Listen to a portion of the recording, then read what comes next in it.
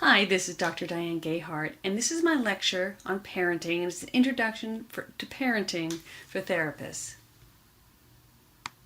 So parenting is something you will address a lot as a therapist, especially as a marriage and family therapist. And it's an interesting area because in some ways, the task of parenting, it is not easy. There are no easy answers. There's no perfect approach to parenting. Parenting is always a moving target in terms of children's needs are always changing and evolving, and each child is very different. And even one, approach to parenting or certain techniques for parenting may work with one kid, they totally don't work with another kid. That can be very mystifying to the parent, and they may often want to blame the child in such a situation. So it's not very easy. And all that said, there are some real basic fundamental concepts that pretty much are applicable across the board. And so it's this interesting blend of, you're never going to get it perfect. There are no easy, simple answers, and yet there's some really basic principles that are very consistent across situations. And so in this lecture, I want to address some of those real fundamental and basics, and then we'll go into some, specifics, certain types of psychoeducation I use with a lot of my parents that they find helpful. And so we'll talk about some of those along with those situations such as culture, same-sex parents. We'll talk a little bit also about divorce and blended families, and of course adolescents. So there's a lot to cover in this area, and so we'll go ahead and get started with some of this. So when I think of parenting, I think of fundamentally two different areas that I need to assess. And one is the emotional attachment between the parent and the child, and the other is the effectiveness of the parent's ability to set effective consequences, limits, behavioral limits for children based on their developmental needs.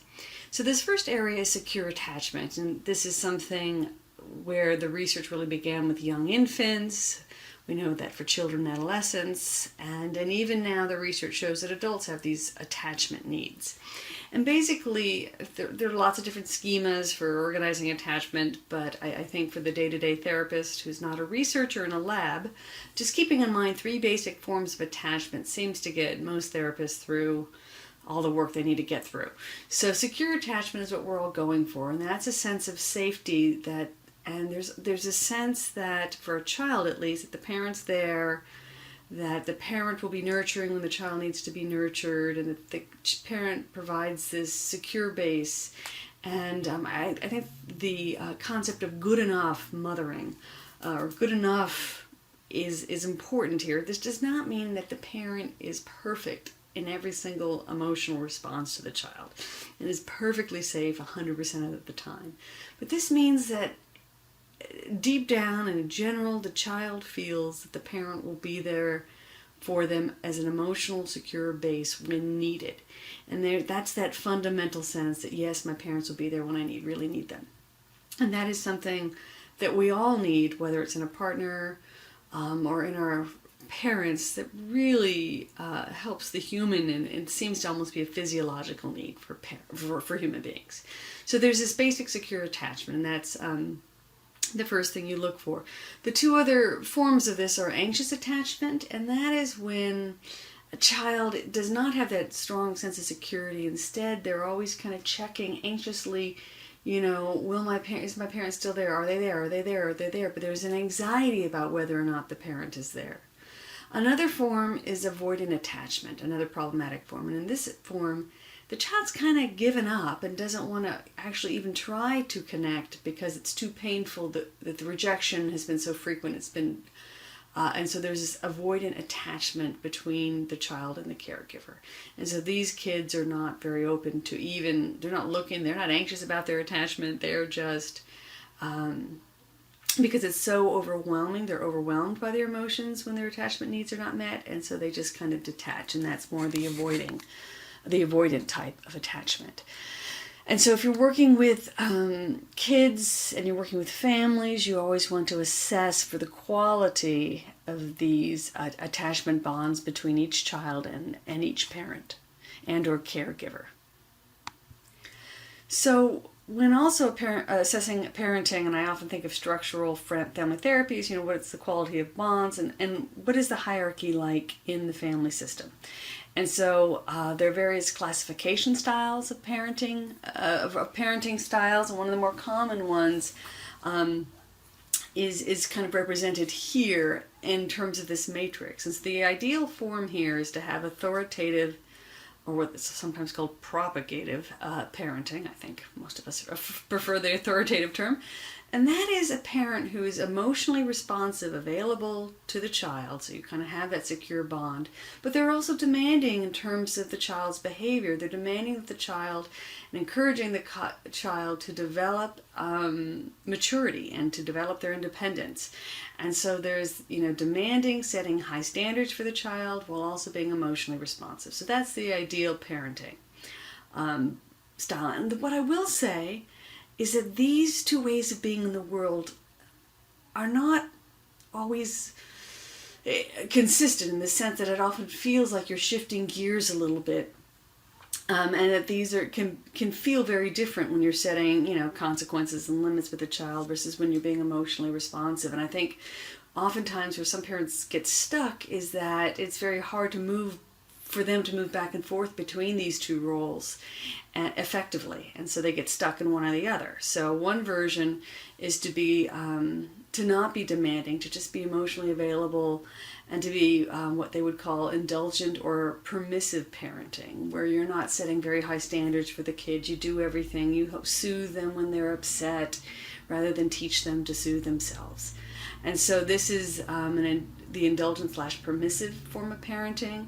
And I would say this is fairly common today across all social economic classes, and even across various cultures. That this in the United States is a fairly common one that you will see presenting in counseling centers. Another problematic form of parenting is where the parent's very demanding but unresponsive emotionally. And so this is more of an authoritarian or totalitarian approach to parenting. And so this is when there are a lot of rules, but there's not a lot of emotional connection, or there's not a lot of emotional responsiveness. And it's interesting, we've had some popular not even psychology, but popular debate over, there was a book out recently about Tiger Mom. And so there's some cultural groups that have a much more hierarchical relationship between the parent and the child. And some people, I would think as a culture, America tends towards more indulgent forms of parenting, especially when you compare that to other traditional forms of parenting. Oh, I'm getting ahead of myself. There's a slide on this. But anyway, since we're here, we'll keep going with it. And the trick here is that even when you can still be strict and be emotionally responsive. And there's a spectrum here with all of this stuff. And so part of the trick is, and I think some of the guidance we get from family therapists like Salvador Minuchin and systemic thinkers is, is the parental hierarchy creating symptoms? Is it creating problems? And that's always the question. You just can't stand back. There's not like a black and white litmus test that, okay, that type of parenting is unilaterally bad. I mean, there are some extremes, but there's a lot in the gray area. And oftentimes, when you talk from people who come from cultures that have more authoritarian parenting, many of those kids feel like their parents love and care about them. And so in that case, even though it's a fairly strict authoritative approach, there is that emotional responsiveness there, and it's not necessarily problematic. It's when the children do not feel like there's that emotional or their connection to the parent that you get into real trouble. The final parenting approach here is the neglectful parent who is neither demanding nor responsive to their child. And of course, this is a more serious issue. And so the other piece about all this is that this is a moving target, in the sense that as children grow, their needs in these areas of being demanding and responsive change, take different shapes, require different skills on the part of the parent. And so parenting is this often rapidly evolving a set of challenges and needs that parents are constantly having to adjust to. And, I often joke with my own kids, I do try to parent around as much as I can. We'll get to some of the taking on too much in a few slides from here.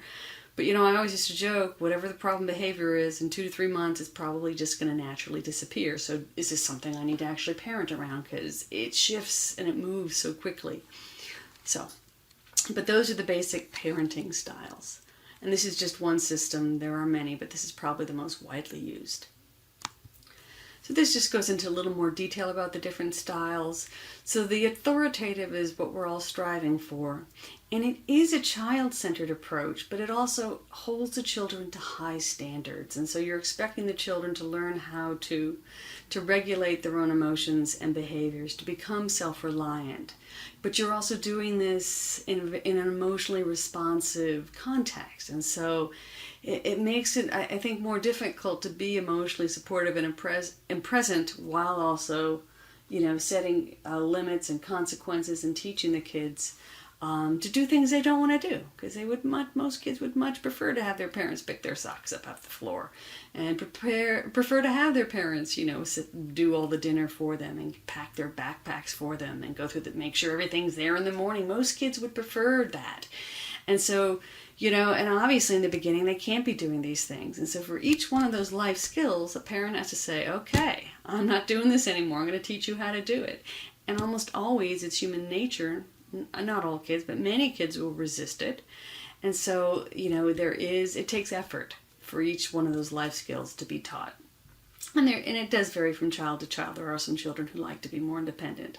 My first child is not necessarily hitting that category. So authoritarian parenting is, I always think of this, there's just too much hierarchy for the developmental level. And it's definitely not working. So this is where there's a real emphasis on having a lot of restrictions, very punishing. And often what I look for when dealing with this type of parenting is a parent whose rules are really to address their whims or their own kind of values, rather than teaching, this is very important for a child to learn to, let's say, brushing your teeth, going to bed on time, those sorts of things. Versus, a parent who's having a child, the emphasis is made, let's say, not having fingerprints on windows or something of that nature. Where the emphasis, that is a value that's not totally meaningless, but it's not really the focus of where the parent's energy should necessarily be. If they're teaching the kids to be meticulous around, the glass table and the, formal living room, that they clean that up, but the kid isn't picking up their socks or packing their backpack, so that they're ready for school in the morning. So sometimes you can look, and that's where I see it as more authoritative, is that there are rules around certain things that are being emphasized, where some of the more basic skills, life skills a child needs developed are not necessarily being focused upon. The permissive parent is when there's not enough hierarchy for the developmental level, and there are very few behavioral restrictions, and there isn't really an expectation for the child to regulate themselves. And so in this case, often the parents are the ones who help the child, calm down. And of course, younger children need more of that. But as kids grow up, the parents should be encouraging children to solve their own problems, manage their own emotions, in ways that are developmentally appropriate. And the permissive parent is just kind of doesn't necessarily do that and picks up a lot of that slack. So the child does not learn to be independent and develop those skills. And I would say in my practice over the years, I've seen a lot more permissive parenting than authoritarian parenting. Another common presentation I see is where one parent has become permissive, so the other parent becomes very authoritarian. And so you kind of have the good cop, bad cop situation. And that's a very bad situation for the family, because ideally you want each parent to be authoritative. And so each parent has an emotional connection as well as the ability to set consequences and limits. But often you'll end up with a good cop, bad cop, and I don't think that's good for anyone involved. Obviously, we mentioned earlier, neglectful parenting is they're not usually meeting even the kids' most basic needs, and oftentimes these parents get to a situation where there's actually a child abuse report involved. Well, I guess in terms of child abuse, an authoritarian parent, when it gets too extreme, obviously there can be physical punishment that leads to a child abuse report. But with permissive parents, often it does turn neglectful in the sense that they're giving the kids way too much freedom, not setting limits to help keep them safe enough. And so you'll sometimes have to see child abuse reports with the permissive parenting also. So another piece that gets often complex is looking at the dynamics of culture, immigration status, and gender in terms of parenting. And again, here it's another one of the many areas of parenting that does not have simple, clear-cut answers. So I think most people would agree, especially at this time in history, America tends towards a more permissive parenting style. And if you think of this more in a continuum, I think that's maybe helpful.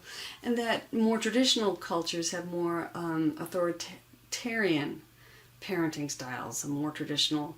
And of course, each culture is different, but clearly having more democratic parent-child relationships is a more recent evolution in human history. I think most can at least agree on that. And so you get into trouble often when you have immigrant parents who are raising their children here.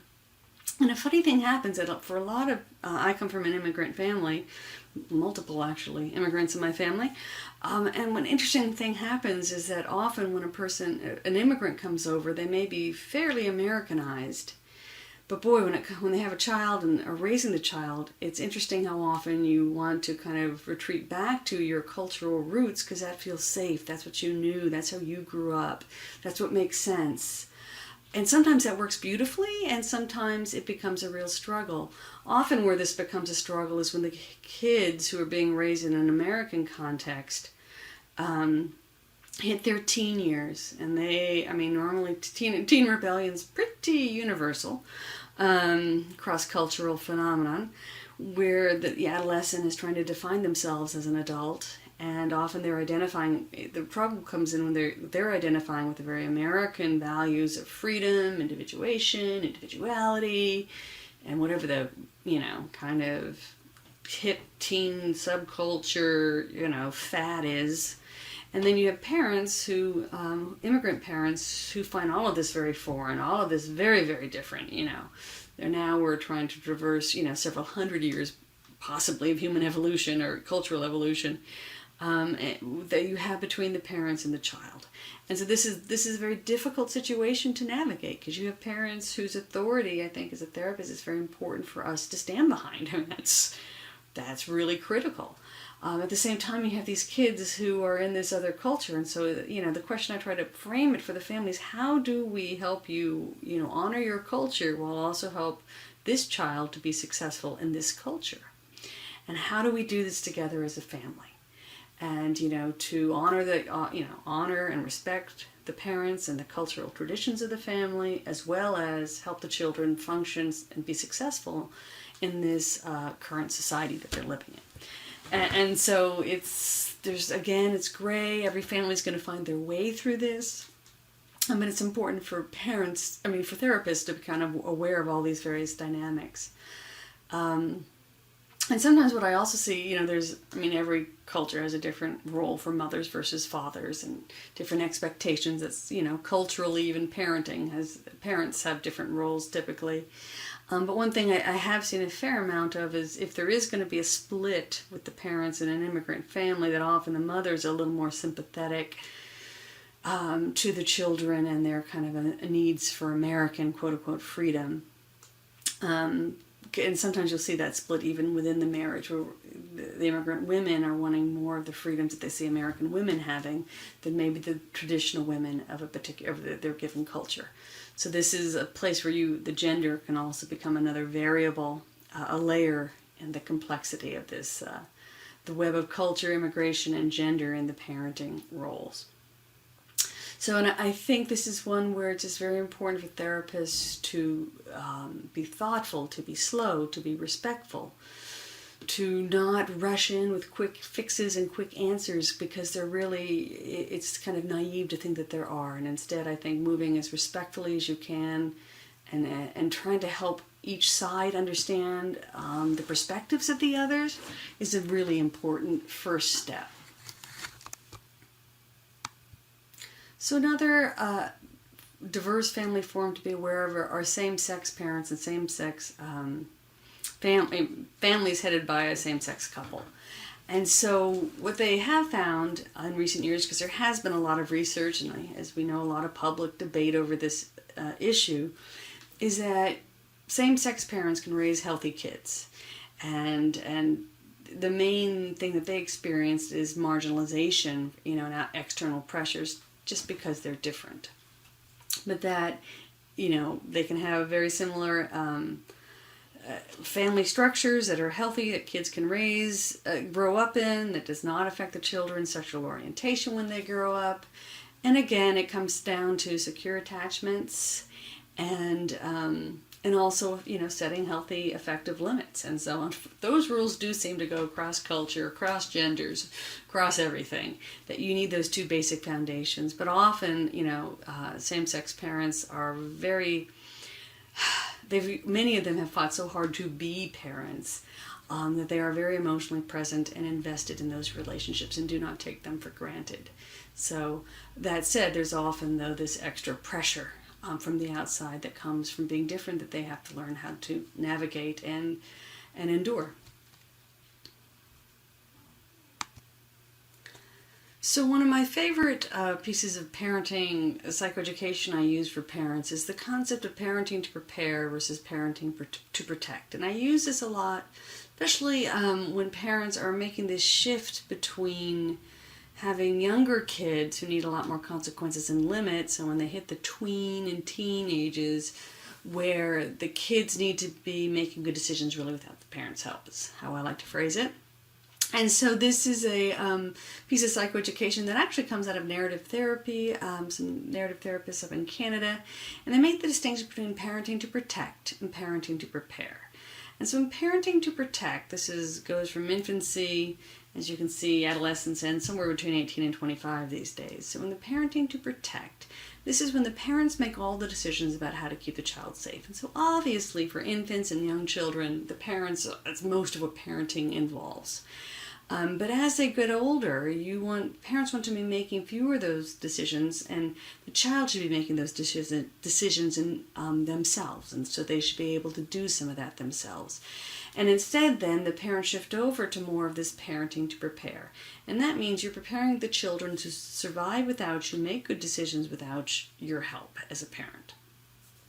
And so this is where a lot of parents get stuck, because they're two very different sets of parenting skills. Where in parenting to protect, you're setting consequences and limits, and you're, putting all your energy around those pieces. And some people are really good at that. And so for them, it's often hard to shift over to parenting to prepare, because it's a very different skill set, and it's like, gosh, this has worked all the time, and all of a sudden everything I used to do that works stopped working. It's yes, because your child needs more of a different type of parenting. And so parenting to prepare involves a lot more asking questions, allowing children to experience and experiment with independence and freedom, and to see if they can rise to the occasion by assuming the appropriate level of responsibility.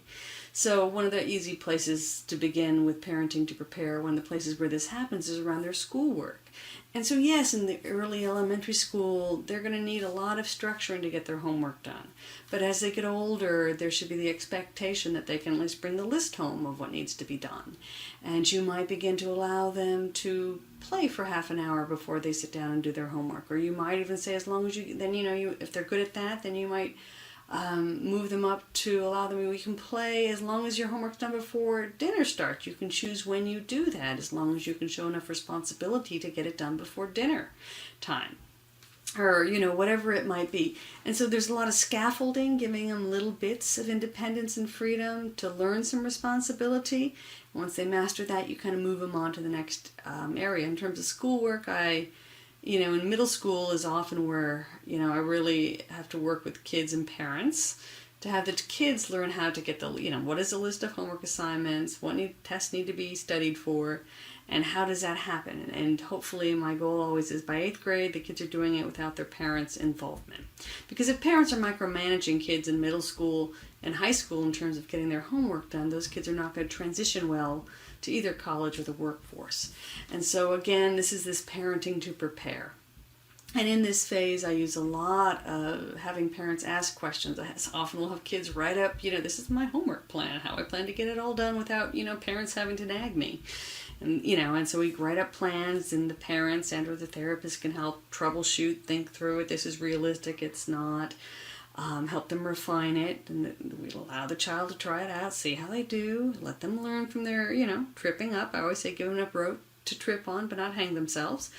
And then, we come back and, we refine it. And so that's the idea here, though, but it's more of a mentoring relationship than parenting to prepare.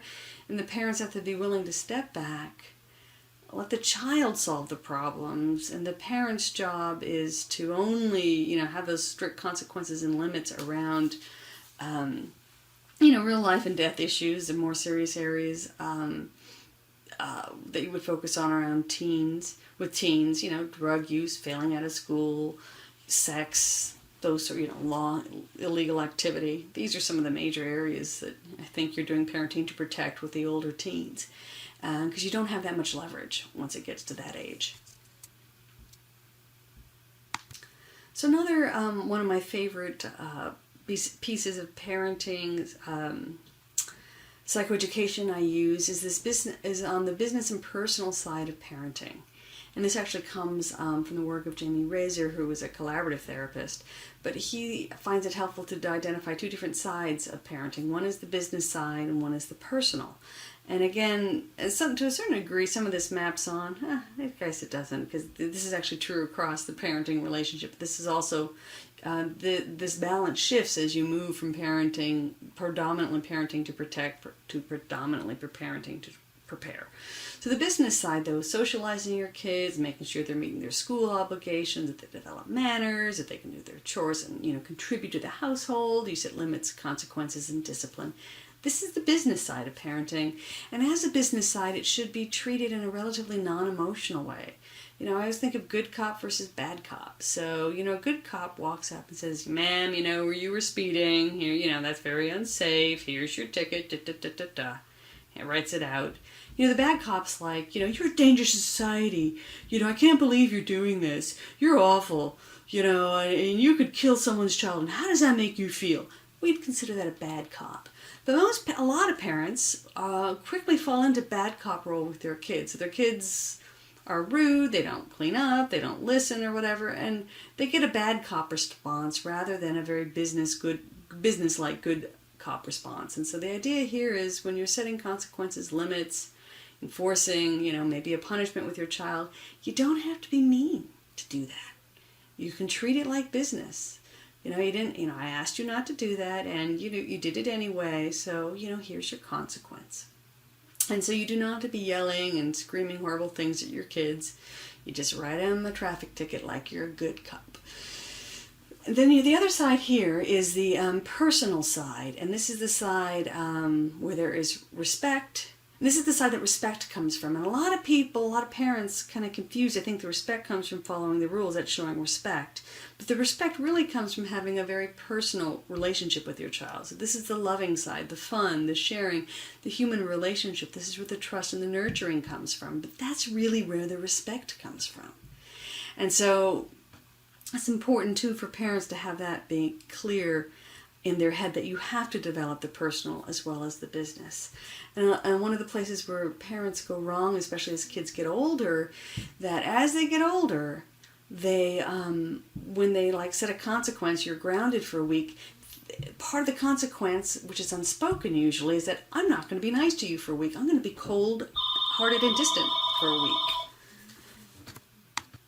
So when it comes to the business side of parenting, or very much associated with the parenting to protect type of parenting, one of the main skills parents have to master is how to set limits effectively. And the key here really is consistency. And so parents have to be consistent in the behaviors that they reinforce. And when you're inconsistent, you're just reinforcing the problem behavior. And so if you sometimes allow them to get away with certain things, and sometimes you don't, you're just reinforcing that the child is going to try those behaviors because half the time they get away with it anyway, so it's worth risking. And so that's the other thing. But if you're consistent around something, it shapes the behavior, and that's the only way to get rid of really problem behaviors. The problem is that many parents are not, they try to have too many rules, and then they become inconsistent, because you can only parent, most of us mere mortals who are parents can only set limits around so many behaviors at a given time. And so, and once you develop a reputation for being consistent, then you can begin to tackle, and you get, especially if your parents are coming in to see a therapist, the kid's been having trouble around a certain area, we determine that the issue really is inconsistency on the parent, you're going to begin with one area of focus. I'm going to work on the child being respectful in how he speaks to me, or how, the physical fighting with the sibling, or doing homework, whatever it is. But you're going to only pick one. And there will always be multiple areas where you might want to improve your child's behavior. I think that's an unending scenario for parents. But you want to start small, and you want to have small but easily enforced consequences. So parents often have too many battle lines that they don't have enough human energy to actually enforce, and they often have consequences that are way too big. And it is far more effective to consistently take away your child's phone for, let's say, a smart aleck remark. Take it away for 5 minutes every single time is far more effective than periodically taking it away for a day.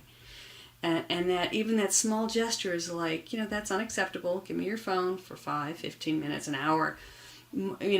Child's gonna usually comply, not have a huge battle over it. And they will learn every time they have a comment like that, it goes away. It doesn't have to hurt a ton. It just needs to be consistent. And most kids will stop the behavior.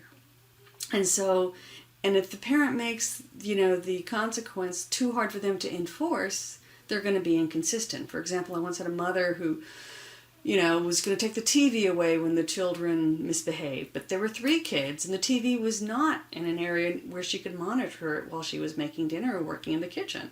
Totally unenforceable, And so, I said, we have to find a different consequence that is easy for you to enforce, because that was impossible. It was too easy for the kids to turn on the, sound softly while she was cooking dinner, and she would never know the difference if she's got some, something boiling on the stove. So that's not going to work. And so small, but absolute precision in terms of consistency is really. The other thing is to not be too emotional. Giving your child a lecture because they gave you a smart aleck remark. They know what they're doing. They don't need a lecture. They don't need to be reminded. You just take it away. Calm, cool, collected. It's far more effective than an emotional lecture. What a disrespectful, ungrateful, entitled child, your kid is. They're just going to see you as a loon. So it's very important to start small. Use, smaller consequences are typically better. Save those big ones for truly big problems and truly big, dangerous activities, especially the older they get. That's very important. And the other thing I like to it's very helpful, is to warn parents who have been inconsistent. When they start being consistent, they're going to get a ton of resistance. The behavior will actually get worse before it gets better in most cases, which is totally normal behavior. The parent's been inconsistent. The child knows 50% of the time they're going to relent. So if, we just are on a losing streak, basically, where, 6 times in a row the parent was consistent rather than allowing the kid to get away with something, he's just going to try 6 more times because he knows eventually he's got 6 freebies coming. That's the math that's going on in their head. It's normal. It's human behavior. It's how we're wired. We can't be mad at the kids about this, but that's all the more reason to only pick one battle line and to have small, easily enforceable consequences, because the parents will often have to do a lot more reinforcing in the beginning until they develop a reputation and the child begins to believe that the parent is going to actually be consistent this time. One of my favorite parenting resources for parents who are having trouble with consistency is a book called Magic 123. And this book is designed, I think, with multi-stress families in mind, with parents who've had a lot of trouble, often, maybe coming more from the permissive side, actually, or the authoritarian side, but and making it very easy to set limits without a lecture, without drama. And basically the idea is, and this is used for stopping problem behaviors like talking back or tantrums, but you give them a count. That's a 1, that's a 2, and that's a 3. The thing here is that, once a kid knows the basic rule, like you don't talk back, or you set the, the tantrums when you don't get what you want, or unacceptable, whatever it is, there doesn't need to be another lecture about this. That's a 1. You would give them 30 to 60 minutes to stop the problem behavior. That's a 2, and that's a 3. And then typically the consequence is a timeout 1 minute per year of age. So a 2-year-old gets 2 minutes, a 4-year-old gets 4 minutes. And the idea here is that it helps the parents to not lecture, to be consistent, to have these small, easily reinforceable consequences. And so it keeps the parents basically from talking too much, which is where a lot of the inefficiency comes in the parenting. And it makes it easy to be businesslike and easy to be consistent. And so I use this because it seems to be easily learned by parents and to take care of a lot of the pitfalls where people run into when trying to manage difficult child behaviors. So I love working with adolescents, but they can be a tricky age, and it's also often a place where parents get a little bit stuck because, like I said, there's a real shift in how you parent, and you're shifting more to this parenting to prepare, and I think of that as how do we teach the kids to make good decisions without our help? I don't even want to hint to give them the correct answer. So, and for this type of parenting, I really encourage using more questions than rules and consequences, So you got to see on your math test, is this the type of grade that you think that really represents your work? Are you happy with this grade? Is this grade going to get you where you want to go in life? Do you think that what could you do to improve your grade in that class? And so by using these questions, you help the child develop more of an internal sense of motivation, have them solve their own problems, rather than having it come down as an edict from the parent, because that's really, they're not going to learn what they need to learn when that happens. And so this is one where I often like to have the adolescent or teen write up a plan about how they're going to solve their problem, a detailed plan, run it by the parents, run it by the therapist, or everyone together, that we discuss it, we troubleshoot it, we talk about how realistic it is, but it really begins to put the responsibility on them, and they're learning what they need to learn to be successful in life, and that's really the point of this phase of life. And you want them to be solving their own problems. I tell my parents, do not give them the correct answers to life at this. They've got to figure it out. They've got to figure their way out, and sometimes it is different than the parent's way out. I encourage parents to use natural consequences whenever possible. So, if a kid's going to, failing out of a class for whatever reason, you have to ask yourself, there's a summer school, it's going to be a requirement for most schools when that happens. So you make sure the kid knows that, and you can allow summer school to be the natural consequence. The parent doesn't even need to step in some cases to punish on top of that. It does depend on the situation of the kid, but often, in certain families, it's like, that's enough of a punishment given all the other variables in this family and situation, that's really enough, and the kid can learn from that, and the parent doesn't have to be the bad guy, and sometimes it's more important to improve the relationship between the parent and child than to have the parent, overly managing when there are already pretty harsh natural consequences out there for the kid. And so I really focus try to have parents with teens, especially when they're struggling with parenting teens, to really save big consequences for dangerous behaviors, using drugs, sex, failing at a school, getting, illegal activity, those sorts of things. Where they're really out of bounds. Because if you use, you take away the phone every single time they get a, B or C on a test, or even a D, whatever your limit is, you take that phone away for a week, soon it's just not going to matter. And you're going to lose your leverage. And it's too dangerous to do that with teens. And in contrast, though, I do really emphasize that parents develop a personal relationship. Have something fun you do with your teenager. And to really make sure, especially with teens, that part of the punishment does not involve ending the personal relationship just because the kid is, on is grounded. So if grounding in your house means that the kid can't go over to someone else's house, or the friends can't come here, then that doesn't rule that you can stay home and have board night with your parents and have some fun. And so you're still grounding, you're still being consistent, but you don't want to remove or jeopardize the parent-child relationship. This should be good cop, writing a ticket. You're losing your phone for a week, and after that, during that week, though, we can still be friendly and have a good time and joke and enjoy each other. You don't have to have, but a lot of parents feel like when they have to be, bad, or they have to be a cop, that it has to be this mean cop who's going to be cold and distant, and that just destroys the relationship. And so it's very important to rid parents of that notion. I also want to spend a moment just briefly talking about parenting in divorce situations. And so the main thing when there has been a divorce is that the children believe, even if it's not necessarily true, it's one of the only areas in therapy where I encourage people to lie a bit, but the kids need to believe that they are free to love each parent without guilt, without repercussion, without one parent, they don't feel they have to take sides. And that is the most important thing for children to adjust healthfully through divorce. And so they need to not be seeing any conflict, whether it's with a married, high conflict, whether it's a married couple or divorced couple, is really detrimental to the children. And so I really emphasize that with my parents who are divorcing with children.